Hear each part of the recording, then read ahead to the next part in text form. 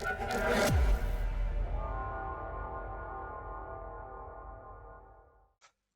हम देखने वाले हैं 2013 का इंटरनेशनल रिलेशन का क्वेश्चन। बहुत सिंपल सा क्वेश्चन है और बहुत हॉट टॉपिक है आज भी, उस टाइम पे भी। अफगानिस्तान, एक बार क्वेश्चन देख लेते हैं। क्वेश्चन है हमारा, the proposed withdrawal of international security assistance force from Afghanistan. मतलब जो हमारी नेटो वगैरह की फोर्सेज है ना, उनको हम बोल देते हैं इंटरनेशनल सिक्योरिटी असिस्टेंस फोर्स, शांति सेना इस टाइप का भी बोल देते हैं। और 2001 से 2014 तक ये रही भी थी। फिर अब अमेरिकन ट्रूप, नेटो ट्रूप, वो भी अपना बाद में 2020-21 तक वो रहा है पूरा। आपने देखा भी होगा अफगानिस्तान तालिबान वाला ड्रामा, वो वाली चीज। तो 2014 में is fraught with major security implication for the countries of the region. जितनी भी कंट्रीज है भैया, वहां से सेना निकाल ली तो जितनी आसपास की कंट्रीज है वहां पे तो दिक्कत होने ही वाली है। Examine in the light of the fact that India is faced with A plethora of challenges and needs of the safeguard of its own strategic interest।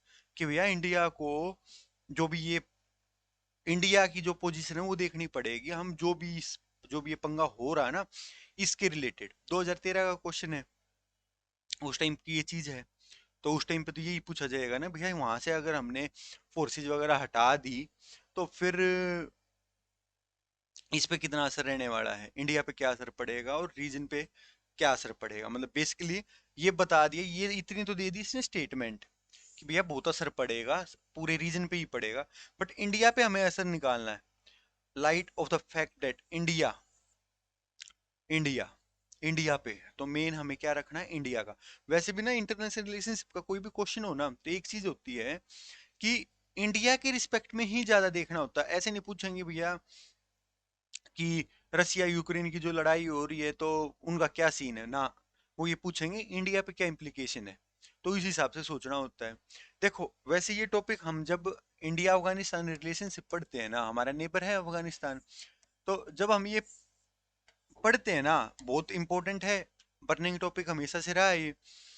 तो तब इसको हम पूरी डिटेल में देखते हैं कि अफगानिस्तान में क्या क्या सीन था, कैसे कैसे वहां का अपना सिस्टम चला, क्या रहा, तो हर एक चीज देखते हैं हम जब ये टॉपिक पढ़ते हैं। अब ये क्वेश्चन देखना, क्वेश्चन में ना बेसिक देखते हैं, टॉपिक पूरा कवर नहीं कर रहे, जस्ट एक बेसिक देखते हैं कि इस क्वेश्चन में हमारी अप्रोच क्या होनी थी। अप्रोच बेसिकली ये होनी थी कि जो ये इसने इतना बोला ना, इससे हम अपना इंट्रोडक्शन निकालते हैं कि हाँ भाई, इंडिया के भी ऊपर बहुत ज्यादा असर होने लग रहा है और इंडिया को भी अपनी जो भी स्ट्रेटेजीज वगैरह वो बनानी पड़ेगी, प्लानिंग करना पड़ेगा और फिर आगे इम्प्लीमेंट करनी है। ये इसमें आ गया। फिर अपना बॉडी पार्ट है, हम बताएंगे क्या क्या दिक्कत है।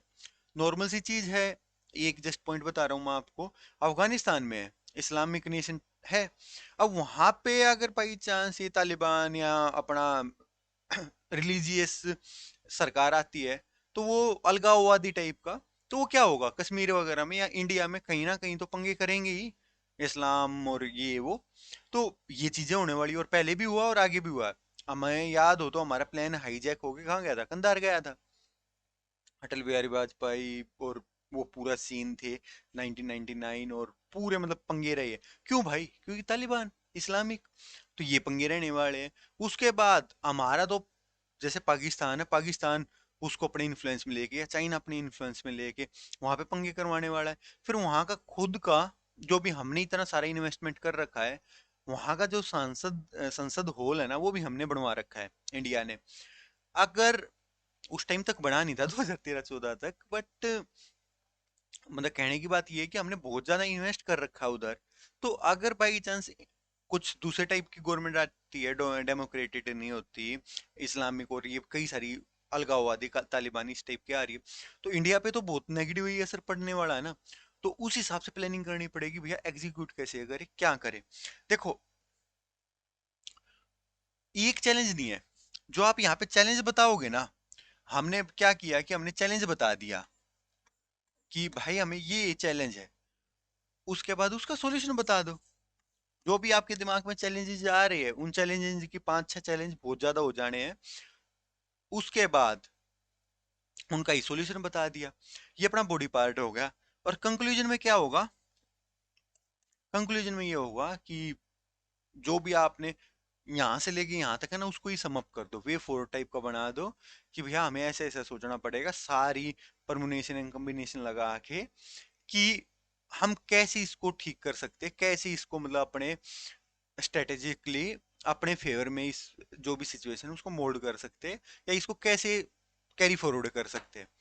तो उसमें हमने अपना डिप्लोमेसी यूज करनी पड़ेगी, दूसरे जो इस्लामिक नेशंस हैं उनसे अच्छे से बात करनी पड़ेगी, जो यूएसए है और चाइना उनके साथ भी कोऑर्डिनेशन करना पड़ेगा, इस टाइप की चीज अपना।